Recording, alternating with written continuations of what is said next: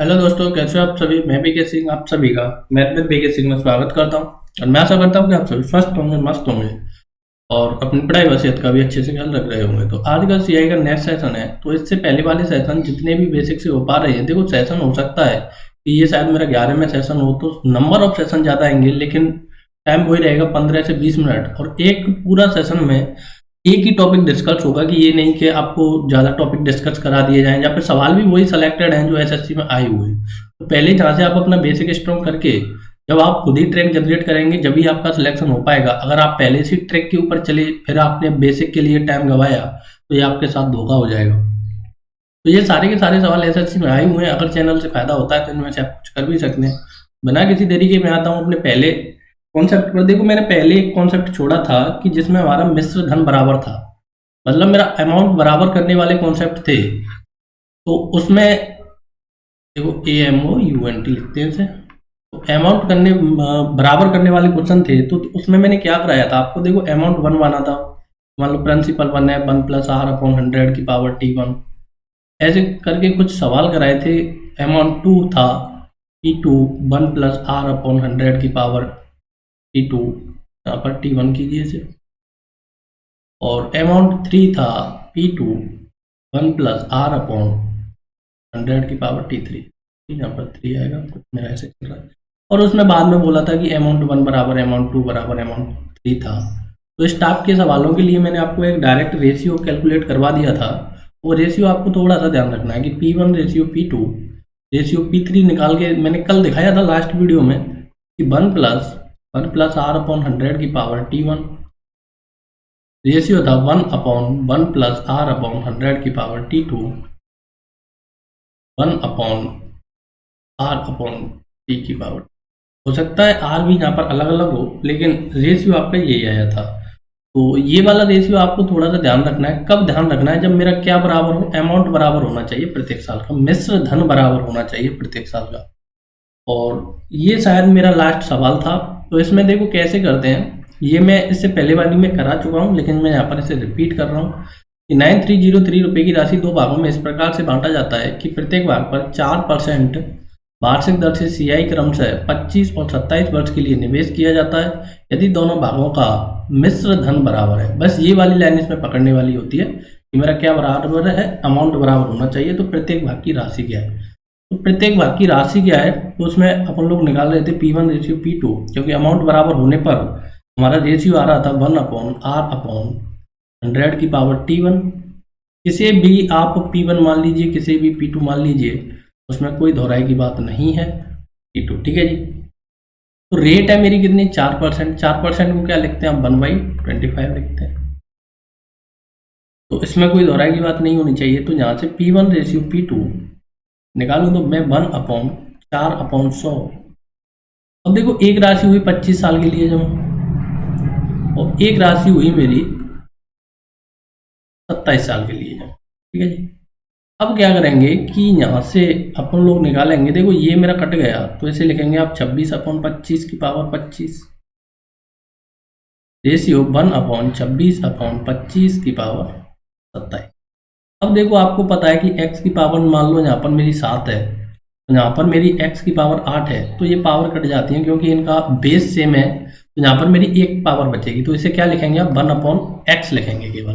तो ऐसे ही मैं यहाँ पर करूँगा, यहाँ पर मेरी 25 पावर है, ये 27 पावर है, तो यहाँ पर मेरी कितनी पावर बच जाएगी, केवल और केवल 2 पावर बच जाएगी। तो यहाँ से मेरा 1 आएगा, 1/। अब देखो इसका करना है मेरे को स्क्वायर, तो 26 का स्क्वायर होता है और इसका स्क्वायर होता है 25। तो अब क्या करते हैं, यहाँ पर देखो जिसके नीचे कुछ नहीं होता है उसके नीचे 1 बैठा देते हैं। तो पहली को चौथी के पास ले जाते हैं, दूसरी को तीसरी के पास ले जाते हैं। तो रेशियो देखो जो 625 मेरा डिनोमिनेटर में आएगा तो वो मेरा ऊपर आ जाएगा, और जो नीचे है, सॉरी फॉर दैट, कि जो मेरा डिनोमिनेटर में आएगा। अब देखो यहाँ से मेरा एक रेशियो क्रिएटिव हो जाएगा। तो रेशियो क्या रहेगा, देखो 625 तो मेरा ऊपर चले जा चुका है, तो ये तो ऊपर आ जाएगा, और ये नीचे वाला है वो इधर आ जाएगा। तो 676 रेशियो 625 हो जाएगा। अब यही क्या दिया है मेरा, टोटल टोटल क्या है मेरा, राशि है। तो मेरी टोटल राशि कितनी हो रही है, यहाँ से 1301 हो रही है। 1301 रुपये की वैल्यू क्या दी है आपको, 9303 दिया है। तो यहाँ से अल्टीमेट एक की वैल्यू क्या आ चुकी है मेरी, 3 आ चुकी है। अब जो भी निकालना है आपको, P1 निकालना है, तो इसमें 3 का मल्टीप्लाई कर दीजिए और P2 निकालना है, इसमें 3 का मल्टीप्लाई। तो ये वाला सवाल वैसे मैंने कल बता दिया है और मैं इसको यहाँ पर रिवीजन कर दिया है सवाल का। तो 02028 यहाँ से आ रहा है और यहाँ से आ रहा था हमारा 1875। तो आप देख लीजिए, इससे पहले वाला सवाल भी देख सकते हैं। अब आते हैं देखो इस प्रकार के ऐसे सवाल आपको ऑलमोस्ट देखो ये पेपर में तो काफ़ी कम आते हैं, लेकिन मेंस देते हैं तो ये सवाल जरूर आते हैं और मोस्टली लोग इन सवालों को छोड़ देते हैं। लैक ऑफ मतलब इनके देखो ट्रिक भी बहुत हैं, लेकिन अगर बेसिक से आप जाएंगे तो इन सवालों को नहीं छोड़ेंगे। एक बता अपने 2 पुत्रों के लिए 61,000 रुपये छोड़कर चले जाते हैं, जिनकी आयु 12 साल और 14 वर्ष है। 18 वर्ष की आयु पर यह पैसा दिया जाता है। 20% वार्षिक सीआई की दर पर निवेश किया जाता है। कहने का मतलब यह है कि इनको पैसा 18 साल पर मिलेगा और जब तक ये पैसा किसके लिए जमा है, 20% रेट से जमा है।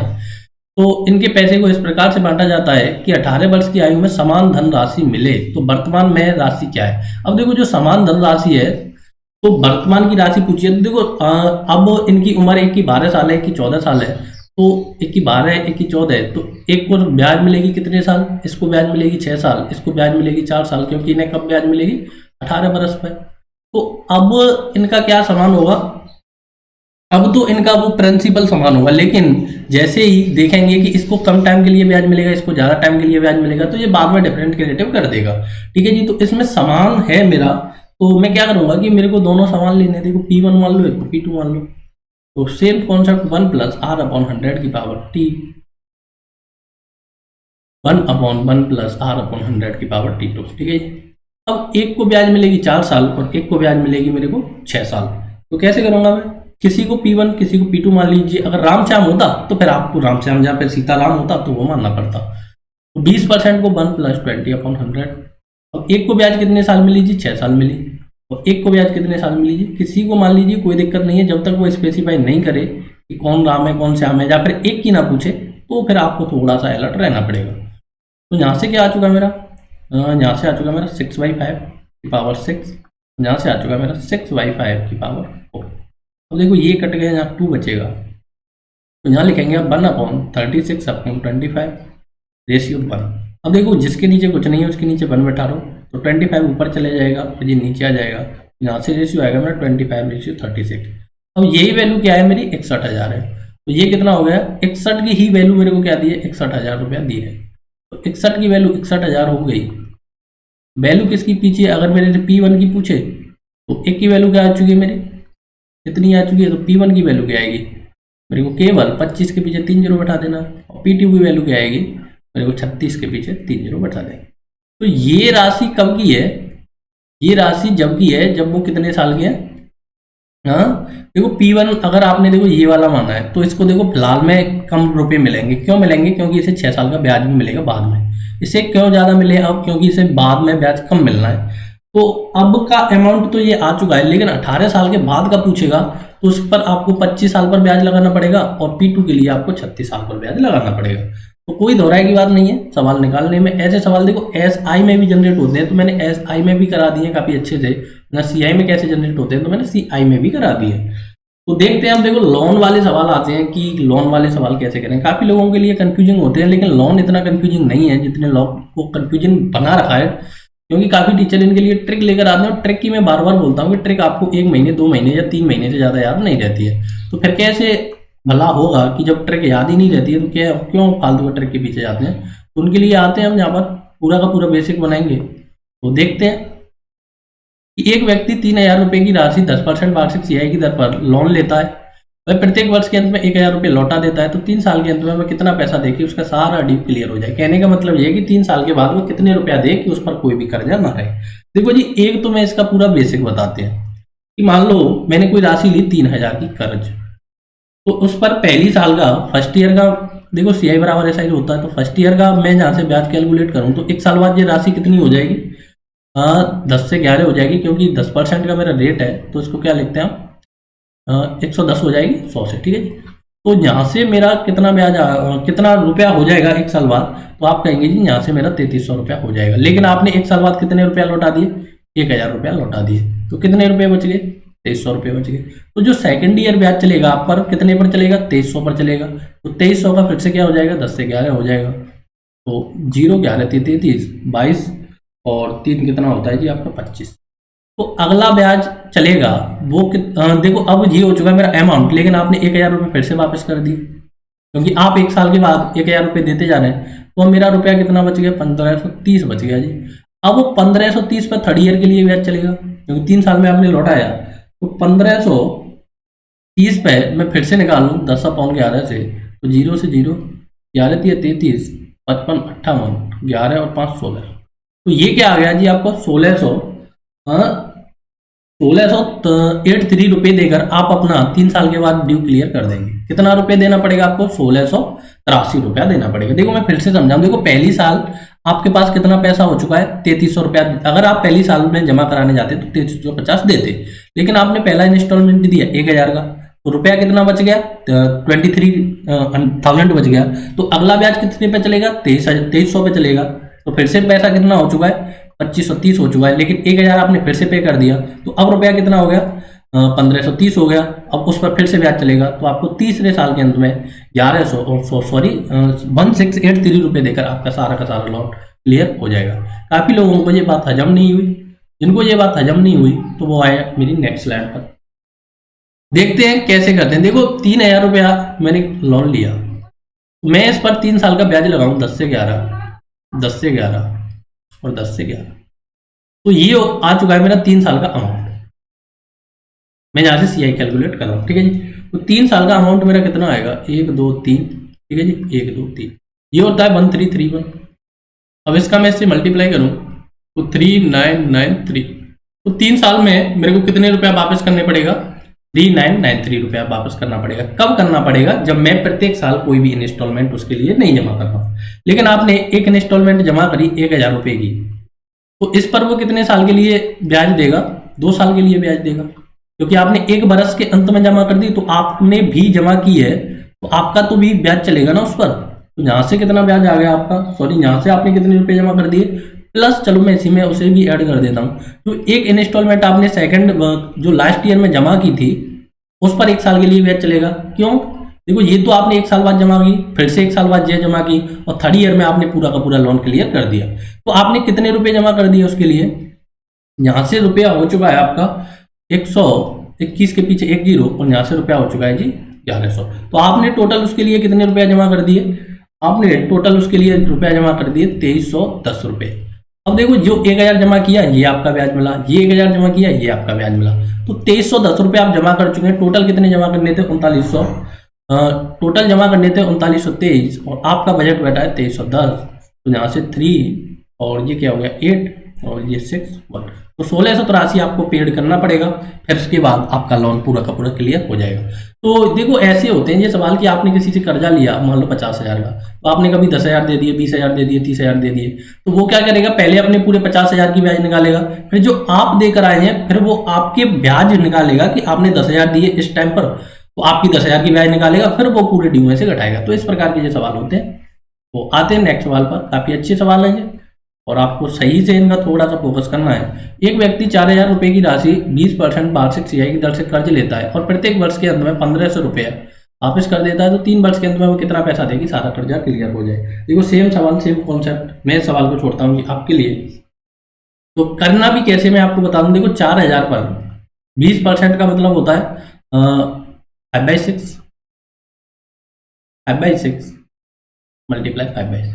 तो ये तो हो गया, आपको इतना तो चुकाना है, अमाउंट हो गया। तो यहाँ से आप इसे कैलकुलेट करेंगे जो भी आए। अब आप 1500 रुपये पर 2 साल के लिए आपका ब्याज लगा, क्योंकि आप अपने ब्याज को थोड़ी ना छोड़ देंगे। फिर से 1500 रुपये पर 1 साल के लिए आपका ब्याज लगा, तो ये तो हो गया आपका, और ये हो गया उसका, और 3rd ईयर में देकर आपने कर दिया सारा का सारा लोन क्लियर। तो यहाँ से जो वैल्यू आएगी इसमें से आप घटा देंगे तो आपकी वैल्यू आ जाएगी। तो इसे मैं करने की कोशिश करूँ तो यहाँ से हो गया 800, यहाँ से हो गया मेरा 160, और यहाँ से हो गया मेरा 3, और क्या बचा 32, ठीक है जी। तो 32 मल्टीप्लाई 216 करना है मेरे को यहाँ से। अब मैं यहाँ से थोड़ा सा कैलकुलेट करूँ, 25 छिका होता है मेरा 150, तो यहाँ से आ गया मेरा 60, 25 दिया होता है, तो यहाँ से आ गया मेरा 3, ठीक है जी। तो यहाँ से कितना आ गया मेरा 0 संग 36, 36 और 3 होता है मेरा 21, तो यहाँ से इतना आ चुका है और यहाँ से 1800 आ चुका है, तो ये वैल्यू आ चुकी है मेरी।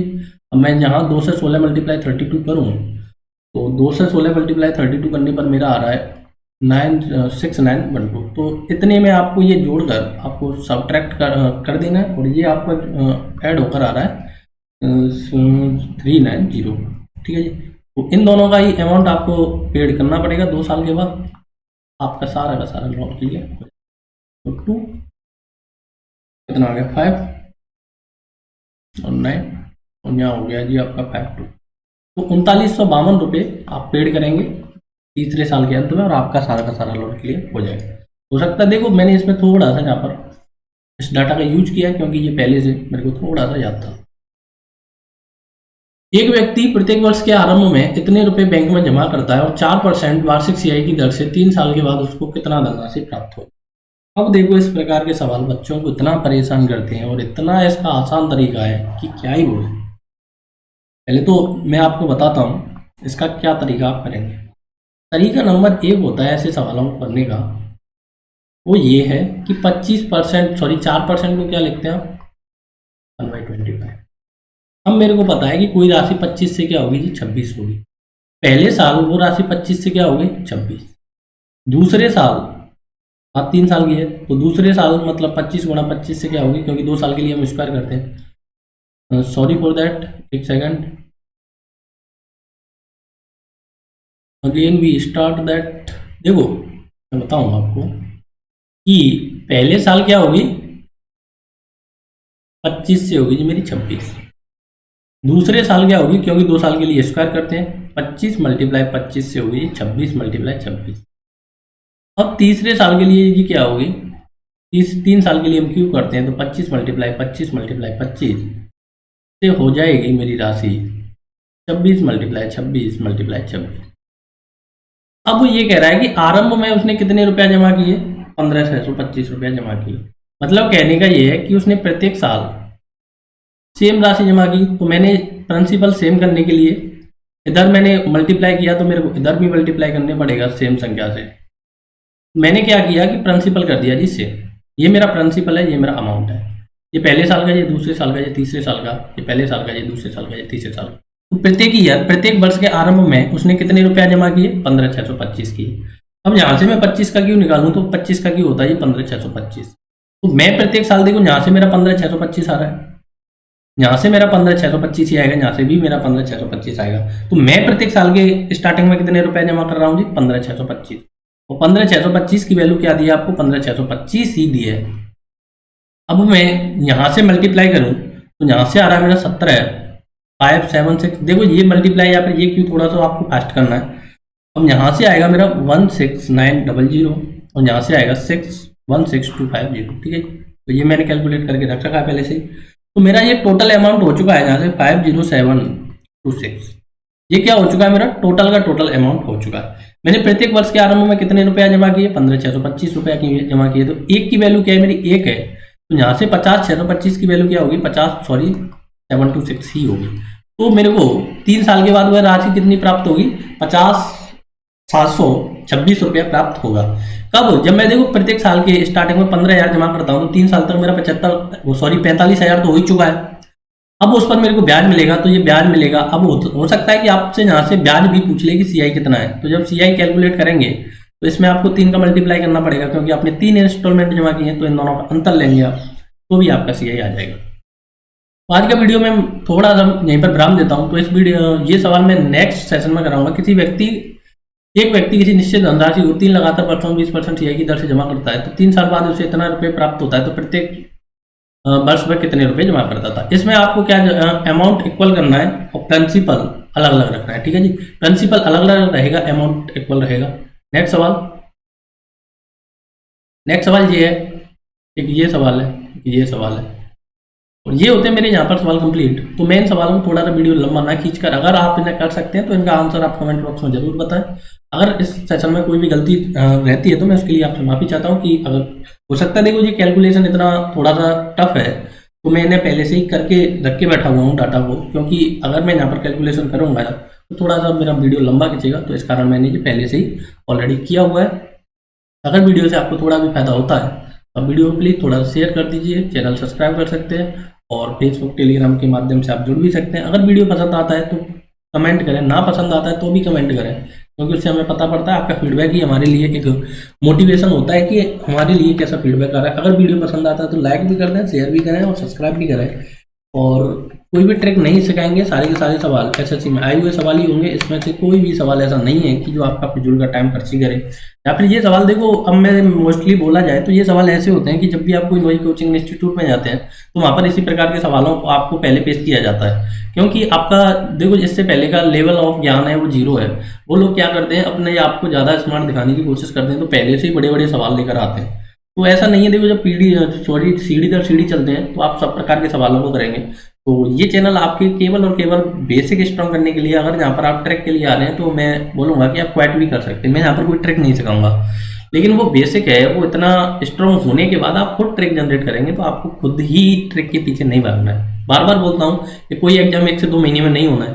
अगर 1 से 2 महीने के लिए आपको तैयारी करनी है तो आप फिर ट्रैक से ही तैयारी करें, बेसिक से नहीं करें। तो लेकिन आपको एक ही बार तैयारी करनी है तो अपने बेसिक स्ट्रॉन्ग कर लो कि आपको 4 साल भी एग्जाम देना पड़े, 5 साल भी एग्जाम देना पड़े, तो आपको अपने बेसिक स्ट्रॉन्ग रहने चाहिए और उसी से आपको पेपर सॉल्व करना है। तो thank you for watching, take care, bye bye.